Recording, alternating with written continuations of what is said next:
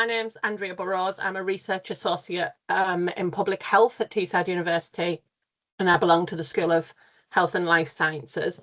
So I spend a lot of time working alongside communities and shaping research that actually reflects real life and the real world environment.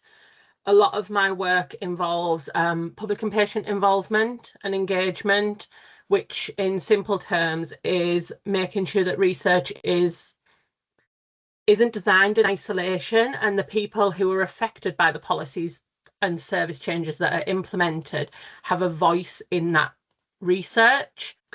For me, it's about fairness. Research should be useful, but also it should be accountable and grounded in lived experience of individuals that we're here to serve. Not something that's done behind closed doors or in the typical academic ivory tower that's often perceived by communities. So my role is essentially about bringing those seldom heard voices into the conversation and making sure that they're not just within the conversation, but they're central to the work that we do and the policies that we design. I meet some really interesting people, not just through my current job, but prior to my current job as an academic. I did direct delivery, boots on the ground, direct intervention work. And I've met some individuals navigating really, really difficult circumstances, financial pressure, health challenges, difficult caring responsibilities, and yet they show up every time. They contribute thoughtfully to their communities and they share their experiences so honestly.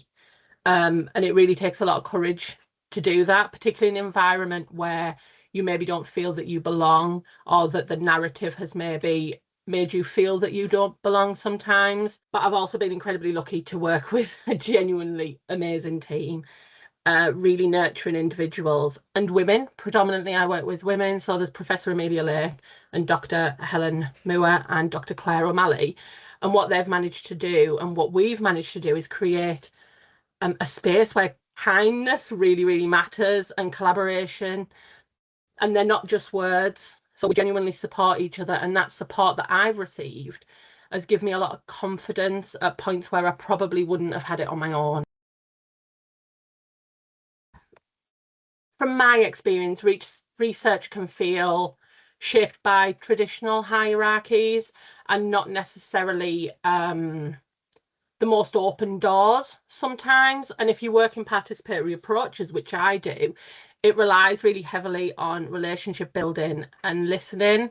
And those skills aren't necessarily always valued the same way as more traditional academic outputs. And there've been moments where I've felt the need to prove myself, maybe, particularly coming into academia from practice.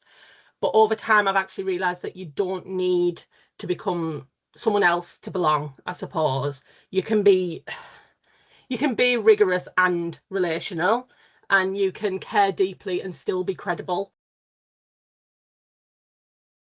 I would say that your voice matters, even if it doesn't fit the traditional mold, of which mine doesn't. I don't come from a typical academic background. I come from practice. I don't come from a typical socioeconomic background. I grew up in a quite deprived area until I was about 10, and my parents moved us out when they first bought a house. But my voice still matters, and it makes me relatable to people that I work with in communities, because innovation isn't always loud, it's not always flashy. Sometimes it's asking a different question, and sometimes it's noticing what isn't in the room, not what is. And don't wait until you feel completely ready. Most of us are just figuring it out as we go, and that's absolutely okay. Reflecting on my own experiences, the most meaningful change I've seen, it hasn't come from one person, it's come from collective effort. And in my experience, that's been women supporting women, teams creating spaces for different voices, and people choosing collaboration over competition.